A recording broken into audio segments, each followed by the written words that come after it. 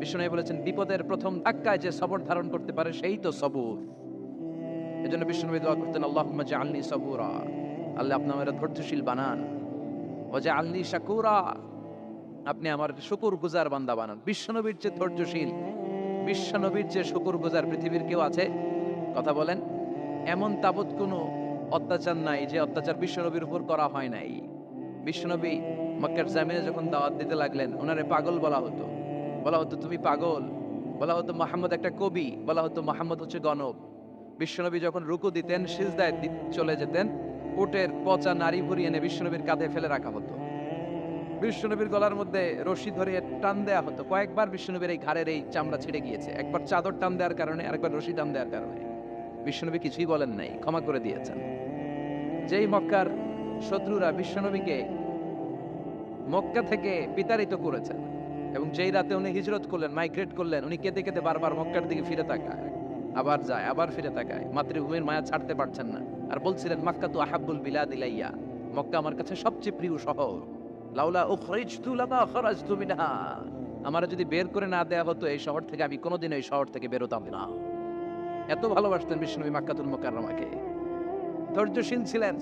এত অত্যাচার অনাচারের পরে যখন মক্কা বিজয়ের ক্ষণ আসলো, এই মক্কাকে বিশ্বনবীর করতলগত করে দিল কে? ফাতহে মক্কা হলো। বিশ্বনবী চাইলে পিষে পিষে প্রতিটা কাফের মুশরিককে শেষ করে দিতে পারতেন, ঠিক কিনা? কিন্তু বিশ্বনবী বললেন লা তাসরিবা আলাইকুমুল ইয়াউম ইযহাবু আনতুমুত তুলাকা, কোনো রিভেঞ্জ চলবে না আজকে, কোনো প্রতিশোধ নাই। একেবারে বড় যুদ্ধাপরাধী যারা, মারাত্মক যারা অফেন্স করেছে তাদেরকে শাস্তির আওতায় আনা হবে, বাকি সবাইকে আমি ক্ষমা করে দিলাম। In the long history of the world, there is no instance of magnanimity and forgiveness which was showed by our beloved Prophet Muhammad when all of his enemies laid under his feet and he forgave them one and all.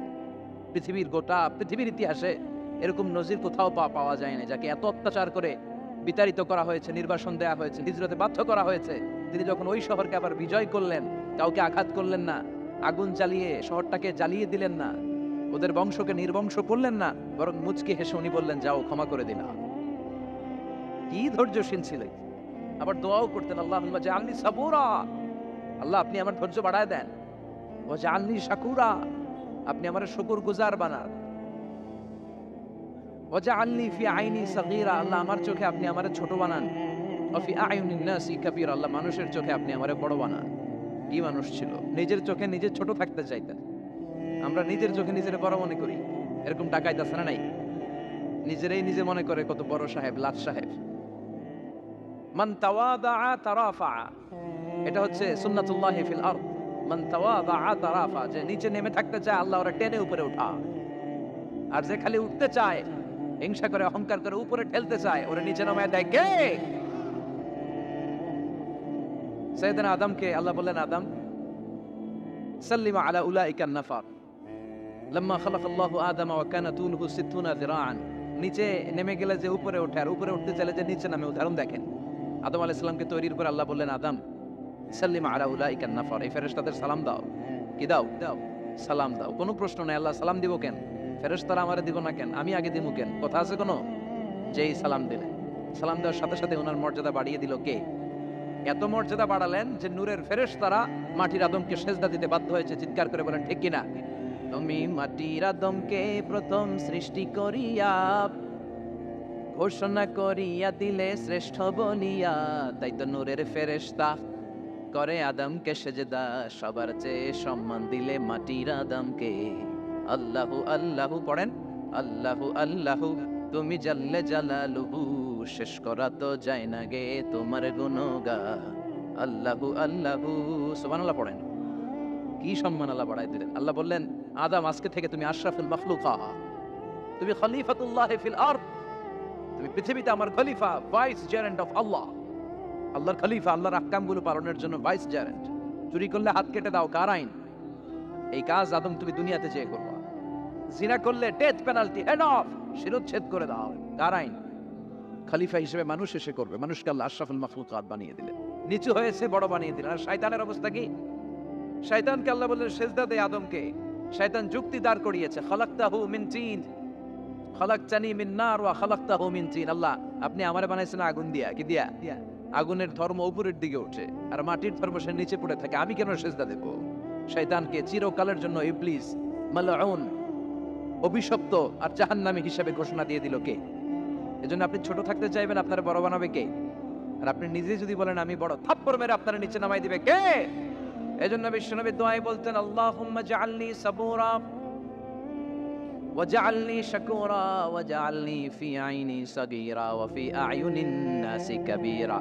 ও আল্লাহ, আপনি আমারে ধৈর্যশীল বানান, আপনি আমারে শুকরগুজার বান্দা বানান, আমার চোখে আমারে আপনি ছোট বানান, মানুষের চোখে আপনি আমারে বড় বানান। সুবহানাল্লাহ পড়েন। এজন্য সবসময় শুকরগুজার থাকার চেষ্টা করতে হবে। রাজি আছেন তো? যে কোনো মুহূর্তে, যে কোনো পরিস্থিতিতে আমরা শুকরিয়া করব কার? চিল্লায় বলেন কার? আমরা যেন বেশি বেশি আল্লাহ তাআলার শুকরিয়া আদায় করতে পারি। আল্লাহ তুমি তৌফিক দাও। সবাই পড়ি আমিন। উত্তর চান্দোলা হিলফুল ফুজুল ইসলামী সংগঠনের উদ্যোগে আজকের এই তাফসীরুল কোরআনের প্রোগ্রাম। হিলফুল ফুজুল নামটা আমার বড্ড প্রিয়। বিশ্বনবী যখন 15 কিংবা 20 বয়স, কোনো বর্ণনায় এসেছে 15, কোনো বর্ণনায় 20, তখন তিনি একটা ছাত্র সংগঠন করেছিলেন, ইয়াং স্টারদের একটা অর্গানাইজেশন করেছিলেন। ওটার নাম তিনি দিয়েছিলেন হালাফুল ফুদুল। হালাফুল ফুদুল, ওইটারই আমরা বাংলায় কি বলি? হিলফুল ফুজুল। হালাফ মানে শপথ, oath, we take an oath in the name of Allah. আল্লাহর নামে শপথ নেয়ারে বলে হালাফ। আর ফাদিলা, ফাদলুন, এগুলোর প্লুরাল হচ্ছে ফুদুল। ফুদুল মানে ভালো কাজ। ভালো ভালো কাজের উপর বিশ্বনবী যুবকদেরকে একত্রিত করলেন যে মক্কা শহরে কোনো টেন্ডারবাজি চলবে না, কোনো চাঁদাবাজি চলবে না, দুর্বলের উপর সবলের অত্যাচার চলবে না, জালিমের জুলুম চলবে না, হত্যা চলবে না, ধর্ষণ চলবে না, রাহাজানি চলবে না। মক্কা শহরটারে শান্তির শহর বানাতে হবে। যুবকরা এই দায়িত্ব কাঁধে নিয়েছে। কারা? মুরব্বীরা না, যুবকরা। যুবকদের আছে প্রাণ ঢালা উচ্ছ্বাস, অনেক শক্তি। এজন্য যুবকদেরকে ভালো কাজে আসতে হবে। যুবকরা চাইলে এই দেশের চেহারা পাল্টে দিতে পারে। এদেশে যুবক ভোটার আছে কয়জন জানেন?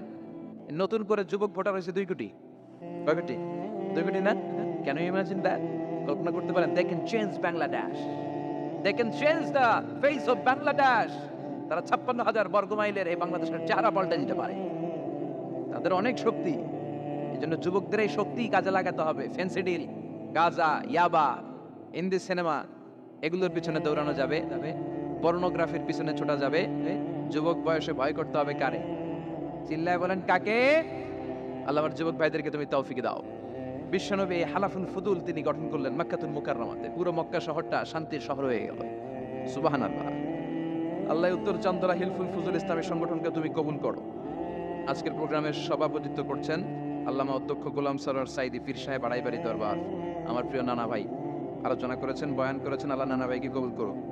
নানা ভাইটা একটু ইয়াং হয়ে গেছে না? হ্যাঁ, অনেক জায়গায় লোকজন খুব বিভ্রান্তিতে পড়ে যায়। ঘটনা কি? আপনি নানা নানা হইলেন কবে, নাতনি হইল কবে, আবার জামাই পেলেন কবে? আমারও বলা যে তুমি যে আমার নানা ভাই বানাইছো, আমি তো এর উত্তর দিতে দিতে কাম সারা। তো আল্লাহ আমার নানা ভাইকে তুমি কবুল করো। তিনি হকের কথা, কোরআনের কথা বলেন। পীর সাহেবদের মুখে এরকম হুঙ্কার দেখা যায় না। কথা কন। এরা থাকে খানকায়, এদের পেট থাকে বড়। সবার কথা বলছি না, বেশিরভাগ। কথা বলেন। এই ভণ্ডামি এই দেশে আছে না নাই? দোদেল বান্দা কালমা চোরে, না পায় শ্মশান না পায় গোরে, দিন থাকিতে আয়রে পথে ছাইড়া দে ভণ্ডামি, ভণ্ডামি ভণ্ডামি ভণ্ডামি, ছাইড়া দে ভণ্ডামি। আছে না নাই? নামাজ কালাম পড়ে না, ইবলিস শয়তানের নানা। আছে না? নামাজ নাই, রোজা নাই, নাচানাচি, নাচ গান, গোসল করে না, সারা বছরে করে একবার, ওই গোসলের পানি মুরিদরা খায় ফেলায়। আছে না নাই? নামাজ রোজা করে না, ইবলিস শয়তানের নানা, ধর্মের একখান খুঁটি ধইরা কয়দিন করবা হয়রানি, ভণ্ডামি ভণ্ডামি ভণ্ডামি, ছাইড়া দে ভণ্ডামি। ঠিক কি না?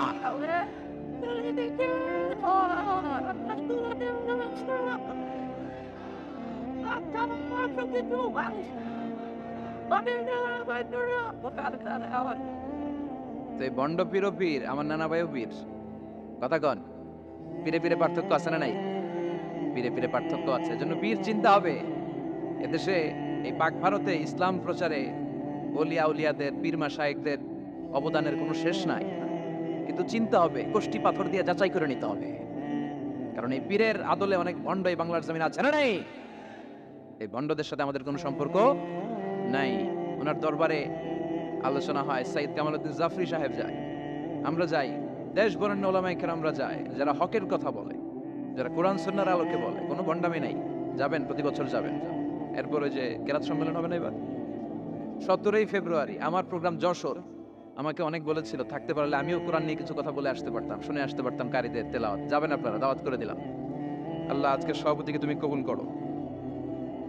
তারপরে আজকে কথা বলেছে মাওলানা রফিকুল ইসলাম ভুইয়া সাহেব, আমাদের সভাপতি সিরাতুন নবী ফাউন্ডেশনের চান্দোলার না। রফিক ভাইরে চিনেন এমন কেউ নাই, এজন্য আর কিছু বলতেছি না তার নামে। আল্লাহ রফিক ভাইরে তুমি কবুল করো। গোলাম কবির চৌধুরী আল আজহারি আসতে পারে নাই, আমার বন্ধু মানুষ, একসাথে পড়াশোনা করেছি। এরপর আমার এক মিজানুর রহমান আতিকি আমার আগে আলোচনা করেছে, আল্লাহ তাকেও তুমি কবুল করো। সালাত নিয়ে কথা বলতেছিলেন। সালাত আউয়ালু মা ইউহাসাবু বিহিল আবদু ইয়াউমাল কিয়ামাতি আস-সালাহ। কিয়ামতের দিন সর্বপ্রথম হিসেব নেওয়া হবে নামাজের, সালাতের। সালাত চিনেন তো? কুরবানির গোশত খাওয়ার মাঝখানে যেটা খায় ওটা, হ্যাঁ? এটারে বাংলায় আমরা নামাজ বলি, কি বলি? নামাজ। বিশ্বনবী ইন্তেকাল করবেন, রূহ বের হয়ে যাচ্ছে, 2-3টা শব্দ বললেন, এর মধ্যে একটা ছিল সালাত। আর সালাত উম্মতেরা নামাজ, নামাজ, নামাজ ছেড়ে দিও না। ওমা মালাকাত আইমানুকুম।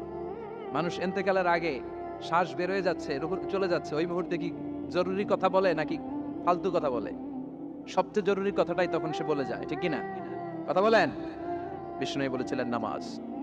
তাহলে এই সালাতের গুরুত্ব আছে না নাই? সর্বপ্রথম এই সালাতের ব্যাপারে in the day of judgement আমাদেরকে প্রশ্ন করবে কে? সালাত কায়েম করো, সালাত কায়েম করো, হবে সম্মানী তুমি, হবে জান্নাতি তুমি, হবে সম্মানী তুমি, হবে জান্নাতি তুমি। দিবে কাল হাসরে শীতল ছায়া হারশে আজিম, রাব্বিয়াল আলা, রাব্বিয়াল আযীম, রাব্বিয়াল আলা, রাব্বিয়াল আযীম। সুবহানাল্লাহ পড়ে। এজন্য নামাজ, নামাজ, এই নামাজ যাতে মিস হয়ে না যায়। সব মিস হতে পারে, নামাজ মিস হতে পারে না। আল্লাহ তুমি বুঝার তৌফিক দান করো। সাইয়েদনা মুসা আলাইহিস সালাম অত্যন্ত রাগী ছিলেন। উনি একবার এক থাপ্পড় মেরে ফেরাউনের বাবুর্চিকে দুনিয়া থেকে বিদায় করে দিয়েছেন। আরেকবার আরেক থাপ্পড় মেরে সাইয়েদনা মালাকুল মাউতের চোখ বন্ধ করে দিয়েছিলেন। উনি রেগে গেলে ওনার মাথার চুলগুলো ওনার টুপি ভেদ করে উপরের দিকে এরকম খাড়া হয়ে দাঁড়িয়ে যেত। মাঝে মাঝে এরকম শক্ত লোকের দরকার আছে না নাই? কয়েকটা ক্যারেক্টার আছে, যেমন সাইয়েদনা ওমর ফারুক, সাইয়েদনা মুসা আলাইহিস সালাম, ওনাদের মুখের চেয়ে লাঠি চলতো বেশি। মাঝে মাঝে লাঠি চালানোর দরকার আছে না নাই? আদবের লাঠি সবসময় মাথায় তুলে রাখলে চলবে না। ওমর ফারুকের এমন হাইবাত ছিল, বিষ্ণুনবীর স্ত্রীরাও ওমর ফারুককে ভয় পেত, মুনাফিকরা ওমর ফারুককে ভয় পেত, এমনকি শয়তানও ওমর ফারুককে ভয় পেত। বিষ্ণু বলতেন, ইয়া ওমর মা সালাকা শাইতানু সালিকান ফাজ্জান ইল্লা সালাকা ফাজ্জান গায়রা ফাজ্জিক। ওমর, শয়তান যদি তোমারে কোনো রাস্তা দিয়ে হাঁটতে দেখে, শয়তান ওই রাস্তা রেখে দিয়ে অন্য রাস্তা দিয়ে হাঁটে। সুবহানাল্লাহ। রাস্তে বলেন, প্রভু তুমি বলেছ রাসূল দেবে না, বলনি দেবে না ওমর, বলনি দেবে না হামজা তারি, খালিদ বিজয়ী সমর। প্রভু তুমি বলেছ রাসূল দেবে না, বলনি দেবে না ওমর, বলনি দেবে না হামজা তারি, খালিদ বিজয়ী সমর। প্রভু তুমি বলেছ রাসূল দেবে না। আল্লাহু আকবার পড়েন। কি ওমরে ফারুক, মুনাফিকরা ভয় পাইতো, বিশ্বনবীর স্ত্রীরা ওনারা দেখে ভয় পেতেন, শয়তানও ভয় পেত। ওমরে ফারুকের অভ্যাস ছিল মুখের আগে লাঠি চলতো বেশি। সুবহানাল্লাহ পড়েন। আমরা যারা ইমাম সাহেব, তারা একামত হলে কেবলামুখী হয়ে দাঁড়ায় থাকি না? একামত চলতেছে, ইমাম সাহেব কোন দিকে দাঁড়ায় থাকে? কেবলামুখী। ওমরে ফারুক মুসল্লিদের দিকে হয়ে দাঁড়ায় থাকতেন, আর হাতে থাকতো একটা লাঠি। কি থাকতো? কাতারকে বাঁকা করতে পিঠায় সোজা করে দিতেন, এই সোজা করো, ইস্তাউ আকিমু সুফুফাকুম ওয়া'তাদিলু। এই ছিলেন ওমর। এজন্য বিশ্বনবী বলতেন, আশাদ্দুহুম ফি আমরিল্লাহি ওমর। আল্লাহর দ্বীনকে আল্লাহর জমিনে বাস্তবায়নের জন্য সবচেয়ে কঠোর সাহাবী হচ্ছে ওমর। সবাই আবু বকরের মতো হলে চলবে। আরহামু উম্মতি আলা উম্মতি আবু বকর। আমার উম্মতের মধ্যে সবচেয়ে রহম দিলের সাহাবী হচ্ছেন আবু বকর। সাইয়েদনা আবু বকরের দিলটা, হৃদয়টা এত নরম ছিল, উনি যখন নামাজে দাঁড়াতেন, উনি কান্নার কারণে তেলাওয়াতের আওয়াজ পিছনে মুসল্লিরা শুনতে পেত না। রাজুলুন আসিফ, কোমল হৃদয়ের মানুষ, এত ভদ্র হৃদয়ের মানুষ, এত প্রিয় ছিলেন আল্লাহ তাআলার কাছে। বিশ্বনবী মেরাজ থেকে যখন আসলেন, এসে ঘটনা বর্ণনা শুরু করলেন, আমি মক্কা থেকে ফিলিস্তিন গিয়েছি, ফিলিস্তিন থেকে দূর পাহাড়ে উঠেছি, সেখান থেকে 7 আকাশ পাড়ি দিয়ে আল্লাহর আরশে গিয়েছি, জান্নাত জাহান্নাম দেখেছি, আবার ফজরের আগে ফিরে এসেছি। আবু জাহেল, উতবা, সাইবা, ওয়ালিদ ইবনে মুগিরা জানতে, ওরা কয় এতদিনে একটা পাইছি, একটা ইস্যু পাইছি, এই ইস্যু দিয়া মুহাম্মাদের বিরুদ্ধে যত বদনাম রটানো যায় আমরা রটাবো। সর্বপ্রথম যে ধরছে বিশ্বনবীর সাহাবী আবু বকরকে, যে বলে, আবু বকর দেখো, তোমার বন্ধু এতদিন যা বলতো মেনে নিতাম, আজকে সে কি বলে, সে তো পুরো পাগল হয়ে গিয়েছে। নাউজুবিল্লাহ পড়েন। যেখানে মক্কা থেকে ফিলিস্তিন যেতে লাগে 15 দিন, ফিরে আসতে লাগে 15 দিন, যেতে আর আসতে লাগে 1 মাস, সে নাকি মাঝরাতে উঠে বাইতুল মুকাদ্দাস গিয়েছে, নবীদের নিয়ে ইমামতি করেছে নামাজের, আরো সে গিয়েছে, জান্নাত জাহান্নাম দেখেছে, আবার নাকি ফজরের আগেই চলে এসেছে। এটা কেমন পাগলামির কথা বলো তো? সাইয়েদনা আবু বকর বললেন, আমার রাসূল কি আসলেই এই কথা বলেছে? আবু জাহেল, উতবা, সাইবা বলে, হ্যাঁ, তোমার নবী, তোমার মুহাম্মদ এই কথাই বলেছে। সাইয়েদনা আবু বকর বলেন, বিশ্বনবী যদি এটা বলে থাকেন তাহলে বিশ্বনবী সত্য বলেছে। আমার নবী বলে থাকলে সত্য বলেছে, তিনি মিথ্যা বলতে পারে? as-sadiq al-amin, সত্যবাদী, the trust over the personality, সবচেয়ে বিশ্বাসী মানুষ, তিনি কখনো মিথ্যা বলতে পারে? বিশ্বনবী বললেন, আবু বকর আনতা লাস্তা আবু বকর ফাকাত, তুমি আজকে থেকে শুধু আবু বকর নও, আজকে থেকে মিনাল ইয়াউম আনতা আবু বকর as-সিদ্দিক, তুমি আজকে থেকে সত্যবাদী আবু বকর। সেদিন থেকে তিনি as-সিদ্দিক উপাধি পেয়েছেন। সিদ্দিক মানে তিনি সত্য গ্রহণে, সত্য প্রকাশে, সত্যের ব্যাপারে আপসহীন। সুবহানাল্লাহ পড়েন। কিন্তু সাইয়েদনা আবু বকর ছিলেন কোমল হৃদয়ের অধিকারী, তার বিপরীতে সাইয়েদনা ওমরে ফারুক ছিলেন শক্ত হৃদয়ের অধিকারী। এজন্য দুইটারই দরকার আছে, তাইলেই ব্যালেন্স হয়। সবাই নরম হইলেও চলবে না, আবার সবাই গরম হইলেও চলবে না, ঠিক কি না? দুইটার মাঝামাঝি থাকার দরকার আছে না নাই? এজন্য মারামারি করতে পারবেন, কিন্তু এটা করতে হবে ইসলামের পক্ষে। কথা বলেন। আল্লাহ বলে, ফাদরিবু ফাওকাল আনাক, গারের উপরে মারো, ফাদরিবু মিনহু কুল্লা বানান, আর গিরায় গিরায় মারো। কোথায় মারতে হবে? গারের উপরে আর গিরায় গিরায়। তবে এটা নিজেদের মধ্যে এই মারামারি করলে চলবে না। ইসলামকে প্রতিষ্ঠা করার জন্য, কালেমার বাণীকে সুউচ্চ করার জন্য যদি মারামারিরও প্রয়োজন হয়, আমরা মারামারি করতে রাজি আছি না? কোন একদিন এ দেশের আকাশে কালিমার পতাকা উড়বে, সেদিন সবাই খোদাই বিধান পে দুঃখ বেদনা ভুলবে। একটার চেয়ে একটা বড়, তারপর আমরা নিজের বড় বড় করে দাবি করি। এই যে আজকের প্যান্ডেলে এত মানুষের সমারোহ হয়েছে, তাকালে মনে হয় না যে কত বিশাল জায়গা? কথা বলেন, বিশাল মনে হয় না? বিল জঙ্গ, এইটারে যদি এত বড় মনে হয়, তাহলে বিল জঙ্গটা কত বড়? হ্যাঁ, আরো এইটার চেয়ে নিশ্চয়ই বাগেরহাট বড়। কথা কন, বাগেরহাটের চেয়ে নিশ্চয়ই পুরো বাংলাদেশটা বড়। বাগেরহাট বলে 64 জেলার এক জেলা, 64টা জেলা মিলে সুজলা সুফলা আমাদের এই বাংলাদেশ। বাংলাদেশ হচ্ছে পৃথিবীর সবচাইতে বড় দেশ। হ্যাঁ, এরা দেখি আমার সব কথার সাথে খালি দ্বিমত কর। বাংলাদেশ সবচেয়ে বড় দেশ না? কত ছোট জানেন? মানচিত্রে বাংলাদেশ লেখার জায়গাটাও আমরা পাই না। বাংলাদেশ এটা লিখতে গেলে BAN পরে ইন্ডিয়ার উপরে, GLA পরে বাংলাদেশের উপরে, আবার DESH পরে আবার ইন্ডিয়ার উপরে। আমাদের বাংলাদেশটা এত ছোট, বাংলাদেশ লেখার জায়গাটাও মানচিত্রে আমাদের জন্য না। এত ছোট দেশ, এত ছোট। ইন্ডিয়া প্রায় 20-25 গুণ বড় আমাদের চেয়ে। আমেরিকা, কানাডা শতগুণ বড়। রাশিয়া একটা দেশ আছে কয়েকশো গুণ বড়। এরকম 200টা বিশাল দেশ মিলে পৃথিবী, 200টা দেশ মিলে পৃথিবীর 30 ভাগ, বাকি 70 ভাগ শুধু পানি। বাকি 70 ভাগ কি? এই স্থল আর জল মিলে আমাদের পৃথিবী। তাহলে আজকের এই প্যান্ডেলের জায়গার তুলনায় পুরো পৃথিবীটা কত বড়? সুবহানাল্লাহ কইতে পারলেন না? তাহলে এই পৃথিবীটা আমাদের কাছে এখন পর্যন্ত যেটা আমরা আলোচনা করলাম বোঝা গেল অনেক বড়, এত বড় পৃথিবী। কিন্তু আমরা শুনতে পাই যে সূর্যটা আমরা দেখতে পাই দিনের বেলা, ওই সূর্যটা নাকি এই বিশাল পৃথিবীর চেয়ে 13 লক্ষ গুণ বড়। চিন্তা করতে পারেন? খালি তো মাথা নাড়াইতেছেন। আসলে কি আমরা চিন্তা করতে পারি? 13 লক্ষটা পৃথিবী সূর্যের মধ্যে রেখে দেওয়ার জায়গা করে দিয়েছে কে? 9,30,00,000 মাইল দূরে সূর্য 8 মিনিট 18 সেকেন্ড সময় নিয়ে নেয় আলো পৌঁছাতে। এত বিশাল সূর্য। তার মানে কি সূর্যটাই সবচেয়ে বড়? এর চেয়ে অনেক বড় বড় তারা আছে। সূর্যের পরে পৃথিবীর সবচেয়ে কাছের তারার নাম প্রক্সিমা সেন্ট্রাই। গুগল করলে দেখবে যে কত তারা। এরপরে আলফা সেন্ট্রাই এ, আলফা সেন্ট্রাই বি, এভাবে তারা শুরু। ওইটা ক্যারিনা, ব্যাটেল জিউস। যেই সূর্য পৃথিবীর চেয়ে 13 লক্ষ গুণ বড়, ব্যাটেল জিউস নামে একটা তারা আছে, ওই তারা সূর্যের চেয়ে 33 কোটি গুণ বড়। তার মানে কি ব্যাটেল জিউসই সবচেয়ে বড় তারা? এটা ছোট্ট সাইজের তারা। এইটার চেয়েও কত হাজার কোটি গুণ বড় তারা যে মহাশূন্যে আছে, তার কোনো ইয়ত্তা আমাদের নাই। এরকম হাজার হাজার million trillion zillion billion octillion তারা মিলে আমাদের এই গ্যালাক্সিটা গঠিত। আমাদের গ্যালাক্সির নাম মিল্কি ওয়ে। আমাদের গ্যালাক্সির নাম শুনছেন না? বিজ্ঞানে আমরা পড়ছি না? আমাদের গ্যালাক্সির নাম মিল্কি ওয়ে। আমাদের গ্যালাক্সির পরে আমাদের সবচেয়ে কাছের গ্যালাক্সির নাম অ্যান্ড্রোমেডা। কি নাম? আমাদের গ্যালাক্সি থেকে অ্যান্ড্রোমেডাতে পৌঁছতে 2.5 মিলিয়ন লাইট ইয়ার লেগে যাবে যদি লাইটের গতিতে আমরা ছুটি। 2.5 মিলিয়ন লাইট ইয়ার। 1 মিলিয়নে 10 লাখ, 2.5 মিলিয়নে 25 লক্ষ লাইট ইয়ার। এই পৃথিবীতে সবচেয়ে দ্রুতগামী যে জিনিসটার আবিষ্কার হয়েছে সেটার নাম আলো। সেটার নাম সবাই বলেন। আলো সবচেয়ে দ্রুত ছোটে। কত দ্রুত জানেন? 1 সেকেন্ডে 1,86,000 মাইল বেগে ছোটে। 1 ঘন্টায় না, 1 মিনিটে না, এক সেকেন্ডে ছোটে কদ্দূর? আরে 1 সেকেন্ড বলতে তো 2 সেকেন্ড লাগে।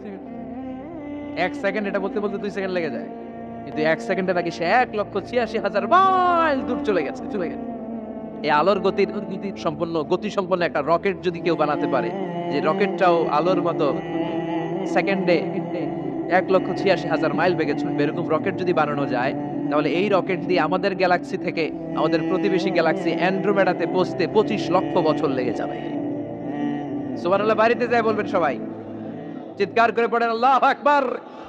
সে আল্লাহ বললেন, ওয়ালাকাদ যায়্যানাস সামাআদ দুনিয়া বিমাসাবিহা ওয়া জাআলনাহা রুজুমান লিশ-শায়াতিন। আমি তোমাদের জন্য দুনিয়ার আকাশটারে সুন্দর সুন্দর তারা দিয়ে সুশোভিত করেছি।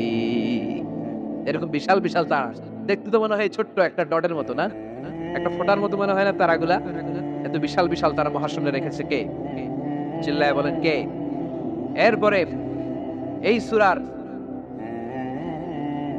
মাঝে মাঝে এসে আল্লাহ বললেন, ওয়াল্লাযী জাআলা লাকুমুল আরদা যালুলান ফামশু ফি মানাকিবিহা ওয়া কুলু মির রিজকি ওয়া ইলাইহিন নুশুর।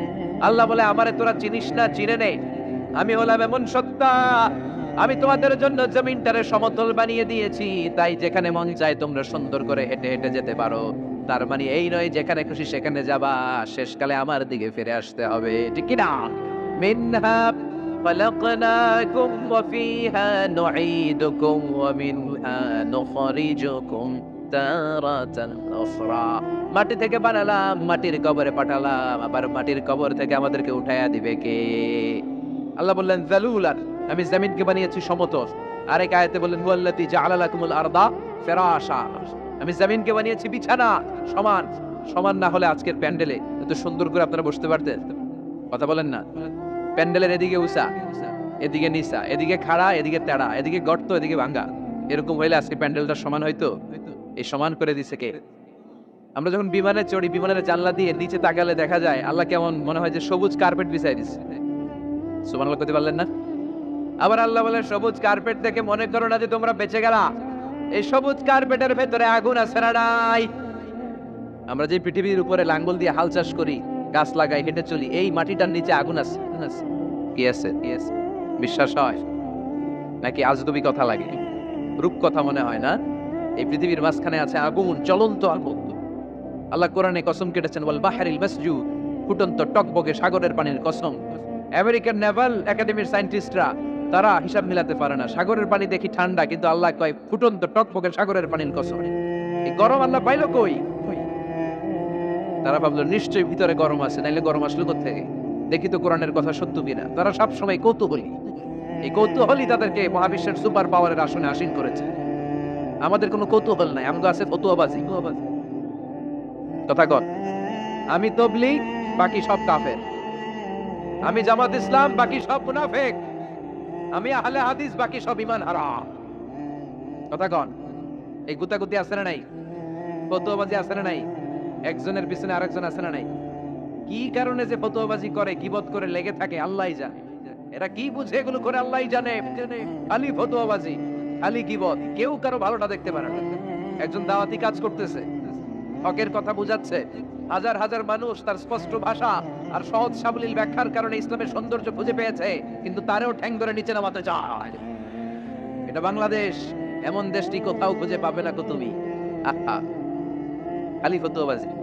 একজন বলছিল বাংলাদেশের জাতীয় খেলা হাডুডু কেন, আরেকজন কয়ের কারণ বাংলাদেশে কেউ কারো ভালোটা সহ্য করতে পারে না। একটা উপরে উঠতে ছেলে সাইডটায় ধরে ঠ্যাং ধরে টানে নামায়। হাডুডু খেলা দেখছেন? একটা সামনে গেলে সবাইকে কাবাডি কাবাডি কাবাডি কাবাডি করে ঠ্যাং ধরে, খালি খালি বাগেরহাটে কাবাডি নাই মনে হয়, দেখছেন কিরকম খেলে? একজন সামনে গেলে সবাই ঠ্যাং ধরে নিচে নামে। এটা এই দেশের জাতীয় খেলা। এদেশে কেউ ভালো পথে হাঁটতে চাইলে, উপরে উঠতে চাইলে, কল্যাণের পথে আগাতে চাইলে তার বিরোধী শক্তিরা ওর ঠ্যাং ধরে নিচে নামাবে। কেউ কারো ভালোটা সহ্য করতে পারে? আর ফতোয়াবাজি, তুই কাফের, তুই মুনাফিক, তুই মুশরিক, তোর দাদা কাফের, তোর শ্বশুর কাফের, তোর বেয়াই কাফের। ওই কাফের বেয়াই মারা গেলে ওরে যেখানে কবর দেয়া হবে, ওই কবরের উপরে যে ঘাস উঠবে, ওই ঘাস যে গরু খাবে, ওই গরুর যে দুধ খাবে, ও কাফের।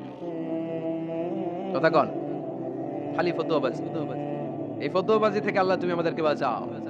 আমরা যেন হৃদয়টা প্রশস্ত করে একে অপরকে মুসলিম ভাই মনে করে বুকে টানতে পারি। আমরা খালি পিছাই, সর। বিশ্বনবী আসছে কাছে টানার জন্য, আমরা খালি পিছাই, খালি অন্যের দোষ খুঁজি। নিজের মধ্যে যে কত দোষ, নিজের মধ্যে দোষের শেষ নাই, ওইদিকে কোনো চিন্তা নাই। তো মক্কায় সবচেয়ে বড় কুস্তিগিরের নাম ছিল রুকানা। কি নাম?